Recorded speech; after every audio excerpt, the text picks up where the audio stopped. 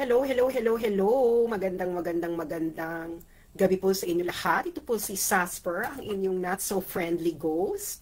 Magandang gabi po. Hello, na-miss niyo ba akong mag-live? Ayan, nandito na ako uli. Hello. Ano na, mga friendship? Ano nang eksena ng buhay? Ayan, sandali na. Ano na, kamusta na? Kamusta na? Hello. Nandiyan na ba kayo? Ba't hindi ko makita kung ilan na ang viewers? Ayan. Kita ko na. Okay. Magandang gabi po sa inyong lahat. Hi! Hello! Binabati ko po ito yung mga early bird at attendance. Attendance muna tayo. Hello sa mga, abuloy dahil 3 beses na po akong namatay. So, abuloy na talaga yan. Abuloy sa patay, abuloy sa isang taong ilang beses ni-report na patay na sa Facebook. Kaya, kung ayaw nyo multuhin, charot. Kaya, ayan. Hello, ayan. Bongga ang ating pag-uusapan ngayong gabing ito. Na-miss nyo ba ako? Na-miss nyo ba ako mag-live sa aking page? Pag hindi nyo ako na-miss, i-off ko na to.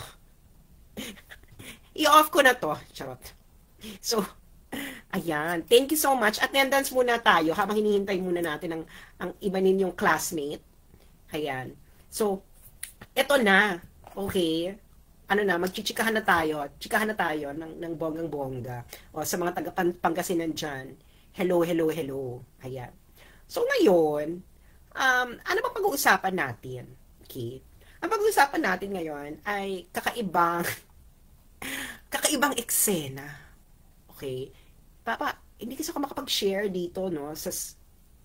Hindi kasi ako makapag-live stream. Ewan ko kung bakit hindi siya napapublic.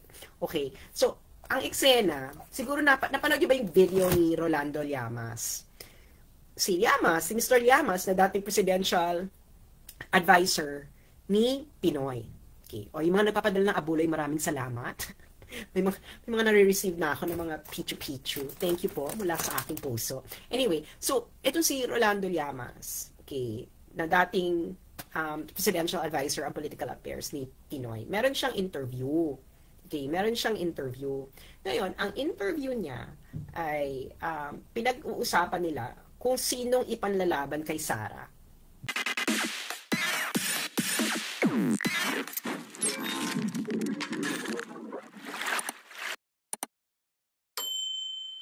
Okay. So basically, Regal Olivia sumakabilang parlor. Ay, ano natin mga sumakabilang parlor? Baka mas maganda doon ang pakulay. Charot.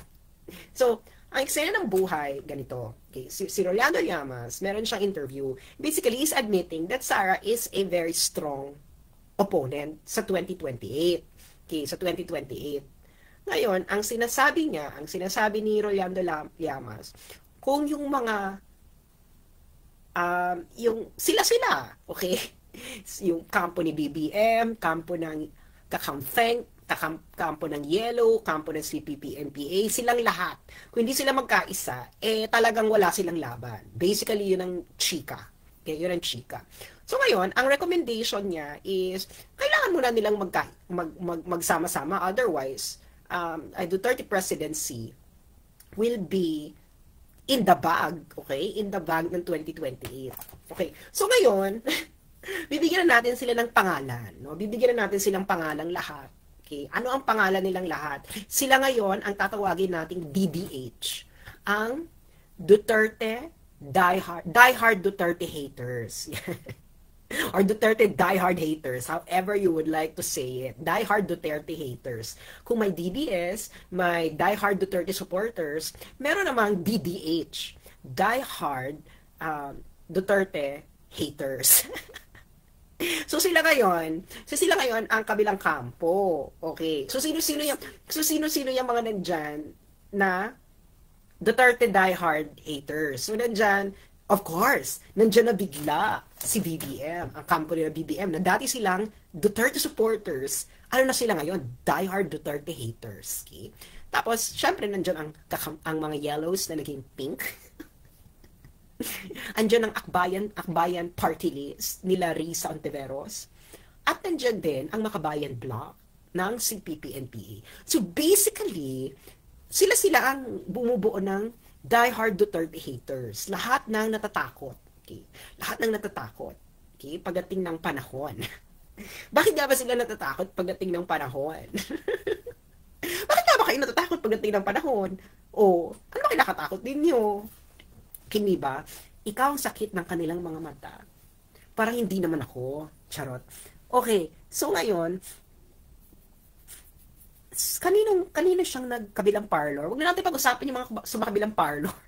Sabi ko nga sa inyo, baka sa kabilang parlor, maganda ang pakulot, pakulay, okay? Hayaan nyo na yung mga nasa kabilang parlor. Nandito na tayo sa yung parlor na lang natin ang pag-usapan natin. Okay. Ngayon, ang eksena ng buhay is sila-silang magkakakampi. Okay. Ang problema ng mga magkakampi ng mga Duterte diehard haters is sila rin magkakaaway.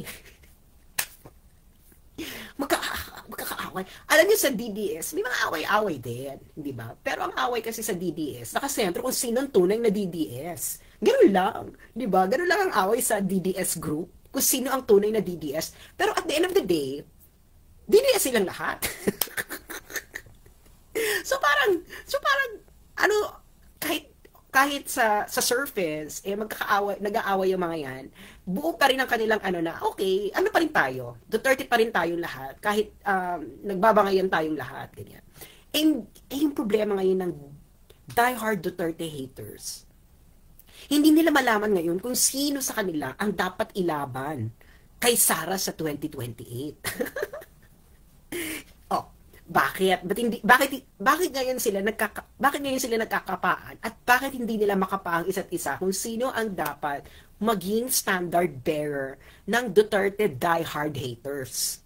Okay. Kasi ito, pag yung gusto ni Bongbong, magugustuhan ba 'yon ng iba? Hindi ba? Siyempre, kung yung gusto ni Bongbong ang magiging standard bearer, edi Marcos 3.0 lang 'yon. Siyempre yung kabilang haters, yung mga Duterte, yung kakampings and yellows, gusto naman nila sila. Hindi ba? Gusto naman nila sila ang uupo. Hindi po pwedeng Marcos 3.0. Hindi ba? Ayaw nga nila ayaw nila ng Duterte 2.0. Siyempre, magpaplastikan pa ba tayo mga kakampings at yellows? Pag naging standard bearer, kung sino yung gusto ni BBM, di Marcos 3.0. Nagagess yun na. Ngayon, ito namang BBM camp. Ay, salamat sa mga nagpapadala ng abuloy. Thank you. Ito namang BBM camp. Siyempre, alam naman nila na traidor. Na traidor ang kanilang mga kakamping. Pag naupo na yung mga kakamping, at syempre, alam mo, every government, may dadaanan ka talagang kapalpakan. Okay? May dadaanan ka talagang mga kapalpakan. And knowing how the yellows operate, na isisisi talaga nila sa previous administration yung kapalpakan nangyayari. Kung yellow yung manalo ng 2028, sila sisisihin naman ng yellow pag nakaupo na sila sa 2028. Malamang ang BBM administration. Sila ang previous. Alam mo naman, ibato mo pa yan. Sa Duterte administration ng 2016, masyado nang malayo. Hindi na masyadong believable. Di ba? Hindi na masyadong believable. Parang ngayon, di ba? Ang sinisisi ngayon ng ng BBM administration sa kanilang mga kapalpakan ay Duterte admin, which is exactly kung anong ginawa ng mga yellows. Naalala niyo nung panahon ni Pinoy, tuwing may nangyayaring kapalpakan sa nangyayari sa kanya, parati niya sinasabi kasalanan ni Gloria. Naalala niyo? Naalala niyo yun? Yung parati na lang si Gloria ang may kasalanan nung panahon ni Pinoy. Okay. So ngayon, hindi na nila malaman kung sino ang uupo, kung sino ang kanilang papatakbuhin ng Duterte diehard haters. Okay? Ngayon, yung mga DDS, yung mga Duterte diehard Duterte supporters, walang problema. Hindi sila problema dyan. Ang problema lang ng mga DDS ay kung sino sa kanila ang tunay na DDS. Hindi niyo ba napansin ang awayan sa DDS sa DDS group. Ang awayan sa DDS group ay kung sino ang tunay na Duterte supporter. Hindi, walang away kung sino ang patatakbuhin sa 2028. Ang away lang talaga ay kung sino ang tunay na Duterte supporter. Pero, ang problema ng DDH, ng diehard Duterte haters, kung sino dapat ang papatabuhin nila sa 2028. Oh, nagigets yun yung malaki nilang problema. Kaya, huwag kayong masyadong mga ma-discourage. Huwag kayong masyadong ma-discourage kung nag-aaway-away yung mga DDS. No? Kung sino sa kanila ang tunay na Duterte supporters. Ano lang yan? Clash of very huge personalities, you know? Masikip. Alam mo naman tayo, mga fresh tayo masisikip. Diba? At dahil fresh tayo at masisikip, tapos puro huge personalities, mag-aaway-aaway talaga yan. Dali isa lang makakapasok sa masikip. Okay. So, ayun na nga. So, hindi na nila malaman kung sino sa kanilang patatakuin. Si Risa Ontiveros ba? Or kung sinong ia-anoint ni Marcos? Nagets yun na kung sinong ia-anoint ni Marcos. Siyempre, hindi naman VOVA. Okay? Hindi naman VOVA si BBM. Lalo na si Mamshi. Si Mamshi ay hindi aanga-anga. So, let's give it to Mamshi. Mamshi is a very cunning lady. Spell cunning. C-U-N-N-I-N-G. Cunning. Alam mo, yung si Mamshi, alam niya yung mga karakas ng mga yan. Okay? Karakas ng mga yellows. Siyempre, hindi niya basta-basta kokoronahan yung mga yan. Ang kukunin na nila bilang standard bearer nila Mamshi, siyempre, yung kaya nilang makontrol sa 2028. Dapat, yung nasa kanila. Ngayon, siyempre, ito ba naman mga yellowfin? Magpapakontrol ba itong mga to sa BVM group?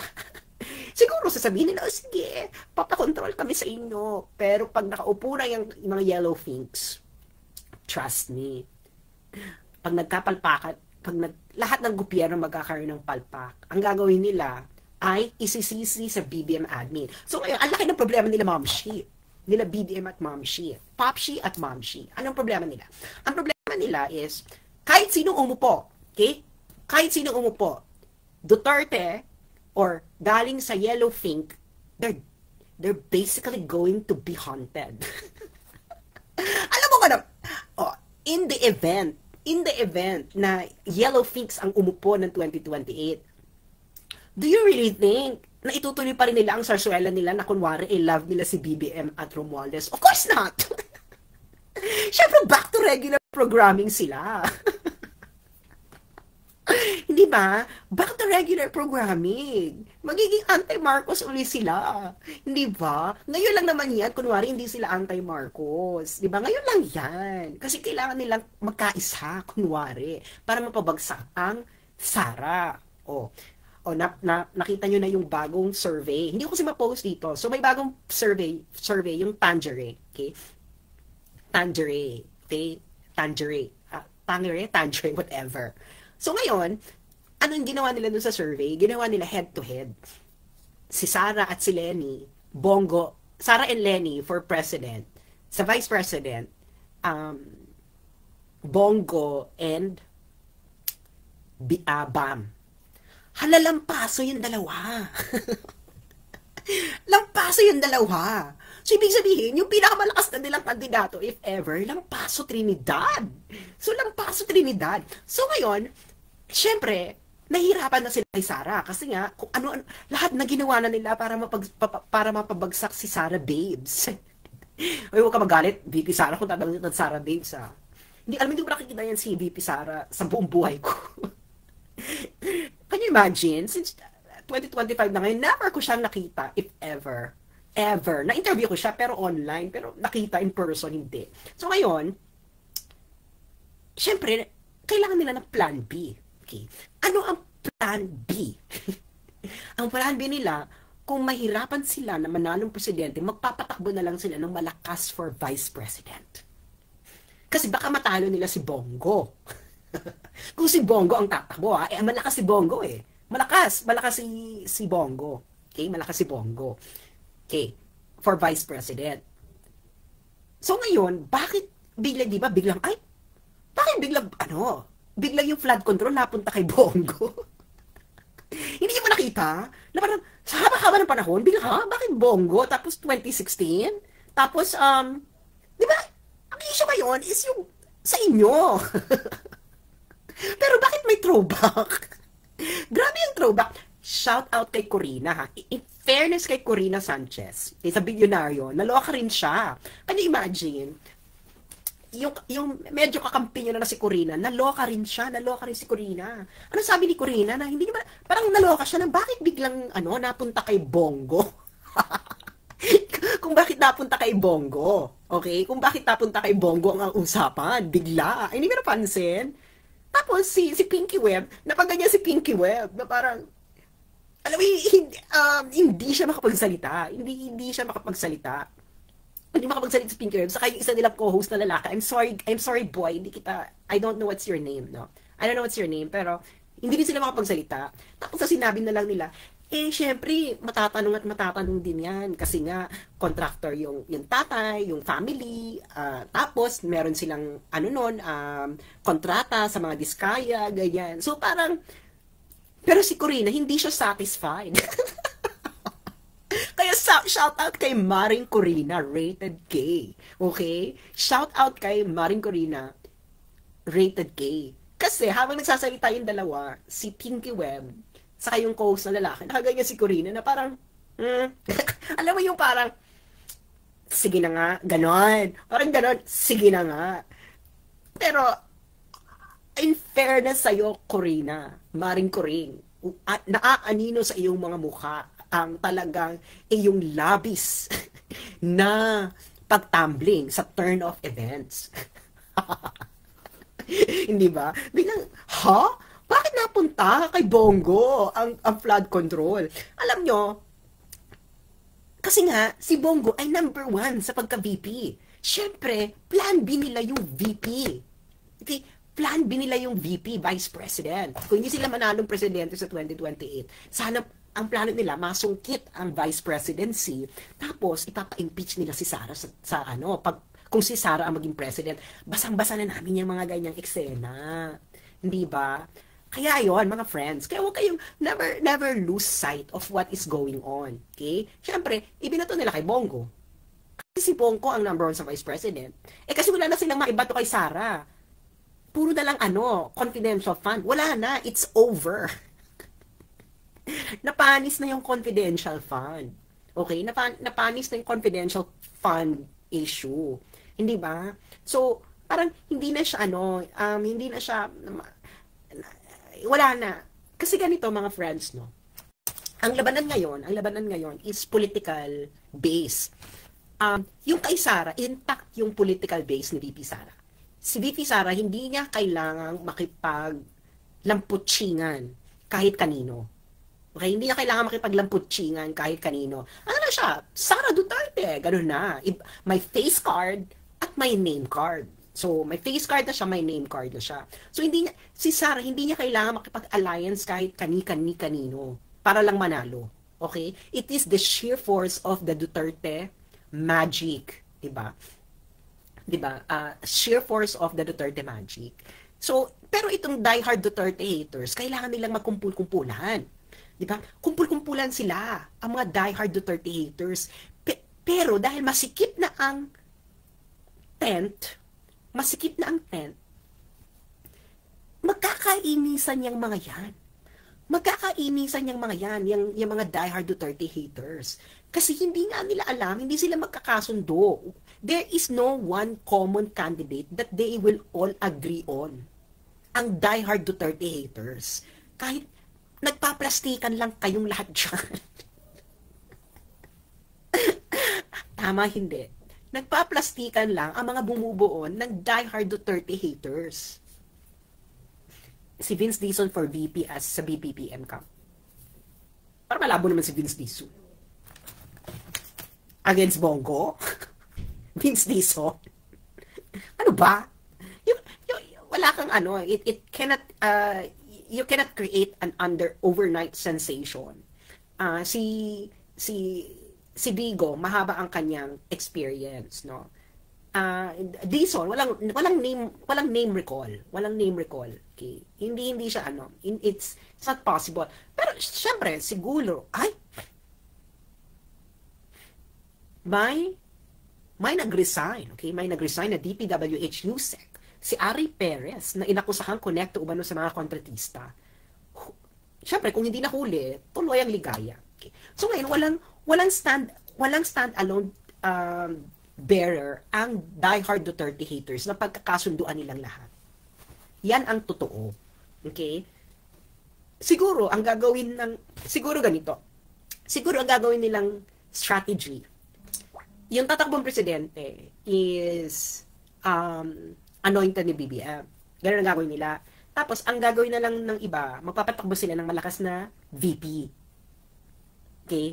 Para yung president and vice president ay hindi pareho from the DDS.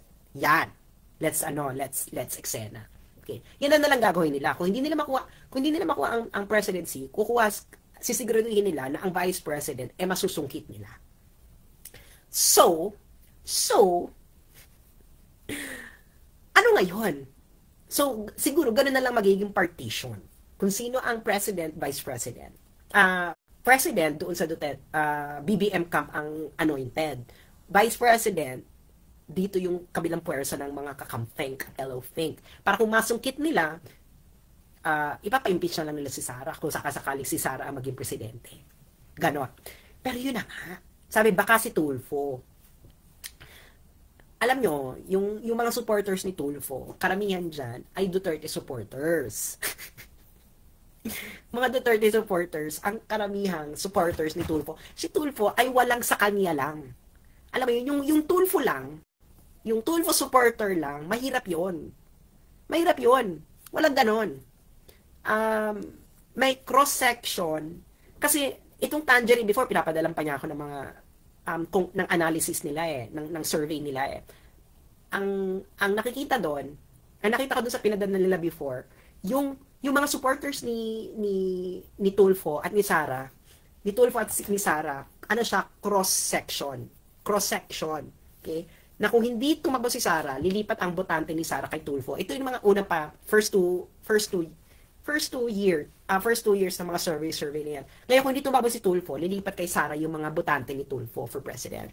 Kaya walang Tulfo lang na supporters. Cross section sila. Tapos scammers night ba to ni Sassy? Anong scammers night? So ganun ang eksena ng buhay. Ganun ang eksena ng buhay. Kaya wala siyang mahirap yung kay Tulfo kasi hahatiin lang ni Tulfo kung sakali hahatiin lang sakali ni Tulfo ang botante ng mga Duterte. Pero kung papatakboy na lang si Tulfo, papatakboy sila ng pink, panalo pa rin si Sara. Kasi maliit yung botante ng yellow finks. Okay? So, pwedeng mag-head-to-head pero si Sara yung panalo doon kasi mababawasan yung kay Tulfo. Okay. So, sa tingin niyo ba yung mga camping, yung mga ordinaryong camping, ang iboboto nila si Tulfo? Kung ang maging standard bearer? As in, siguro, kung may tumakbo dyang lamesa, yung lamesa na lang iboboto ng mga kakamping. Kung ang maglalaban is Sara Tulfo. No, kung may tumakbo dyang, I don't know, like, kung sino man. So, lalong mahati kasi hindi mo makokontrol ang tao. Hindi mo makokontrol ang tao. Kung totoo lang, ayaw na mga kakamping kay Tulfo. As simple as that. Hindi ba yung ordinary kakamping? Ayaw nila. So, pag kayo yung mga kakamping thought leaders, pagpipilitan ninyo na kung mahihirapan kayong gustuhin ng mga kakamping si Tulfo.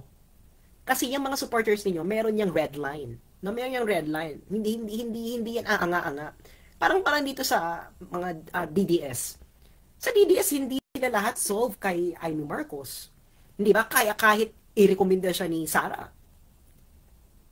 Maraming ayaw. Diba? Kaya nga number 12 lang si Amy Hindi ba? Ngayon, kung yung mga DDS, kung ano lang sinabi ni Sara, yun lang mangyayari, di sana napakataas na ni ni Amy. Pero hindi nga ganon. So, hindi mo makokontrol yung mga botante. Meron silang ceiling na ito lang tayo. Ito lang yung base natin. So, kaya yun ang mahihirapan sila kung si Tulfo. Kaya nga wala silang ma-imagine eh. Um, yung iniisip nila mga overnight sensation, ganyan. Mahirap yan. Mahirap ang mga overnight sensation. Si Digong lang ang pwedeng bigla na lang umappear at nilampaso lahat. Bakit si Digong? Kasi si Digong, ano siya, alam niya kung ano ang hinaing ng masang Pilipino ni Digong. Duterte speaks the language of the masses. Okay, speaks the language of the masses. If you don't speak the language of the masses, wala ka, tapos ka. Tapos ka sa ano, tapos ka sa eksena ng buhay. Nagigets yun na, tapos ka sa eksena ng buhay. So, ayun ang mahirap ngayon ang kalagayan ng diehard Duterte haters. Hindi ba? Mahirap yung kalagayan ng diehard Duterte haters. Kasi yung mga thought leaders ng mga camping, gusto nila maging tactical. Okay? Gusto nila muna makipaglambutsingan dito kay BBM, kay Romualdez, kay Mamshi. Pero yung mga ordinary ka-campings, hindi nila naiintindihan yung lambutsingan na yan. Hindi nila naiintindihan yung lambutsingan na yan. Diba? Kaya, sa 2028, ayun, malakas yung, kung Sarago ang tatakbo, malakas. Malakas, okay? At hindi kaya hindi kaya kung kakamping, mahirapan sila. Ang lakas ni Bogo number 1 si Bogo sa Senate race eh. Ang laki ng lamang niya, 6 million. 'Di ba? Laki ng lamang niya kay Bam Aquino. So ngayon, tingnan ko kung ano yung latest survey ng Tangeray. Tangeray ba to? Tangeray?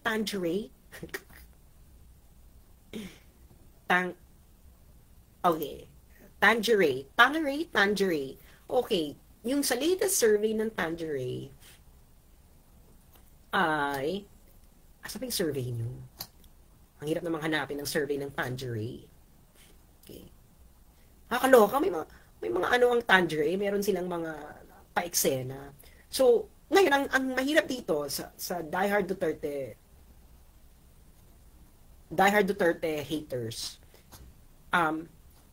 paano nila ngayon papabanguhin si BBM sa 2028? Kasi kung mag-endorse siya, it's certainly a kiss of death. Kung sino man ang i-endorse ni BBM na maging presidente. It's a kiss of death. Wala na. We are now in the point of no return. Hindi ba? Si Sara solid ang political base. Ano na yan? May nadagdag nga eh. Hindi nga nabawasan eh. Nadagdagan. Di ba? Kasi,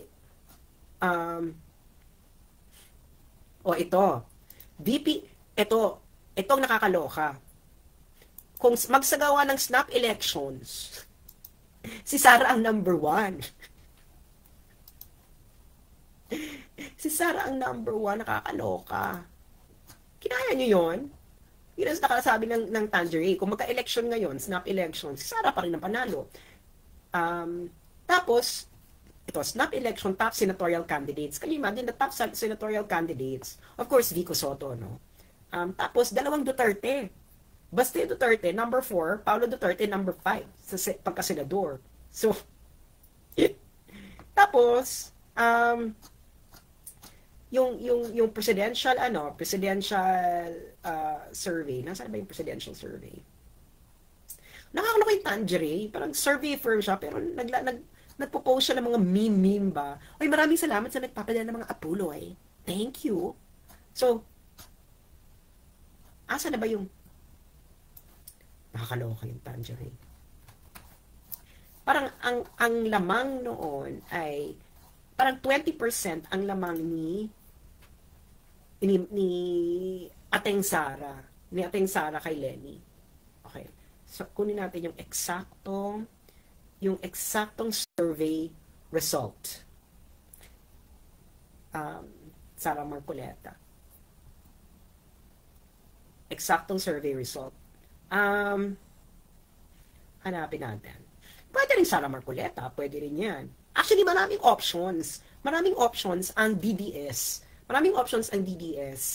At uniting siya. Okay? Hindi ang pinag-aawayan lang talaga ng mga DDS kung sino talaga ang tunay na Duterte supporters. Yun lang talaga pinag-aawayan. Yun lang pinag-aawayan, nothing else. Okay? Walang problema kung sino dapat mauna or etc. So, tingnan natin. Tangeray president. Para makita ko. Kanina, dumaan kasi ito sa wall ko tapos nawala eh. Okay. So, actually, nung June 26, si Sarah 35%, tapos si Lenny 19%. Nandito pa si Bongo noon, 13%. Pero yung pinaka-latest ng Tangeray, head-to-head, Sarah, Lenny, Bongo, Bam Aquino. Okay.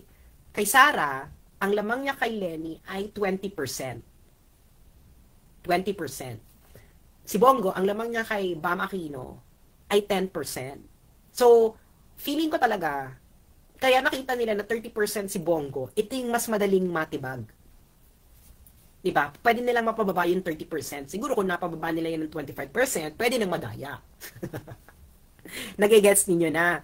Kaya, kung si Bongo man ang maging VP, yun ang mahirapan sila. Mahirapan sila kasi kahit nung inilagay nila si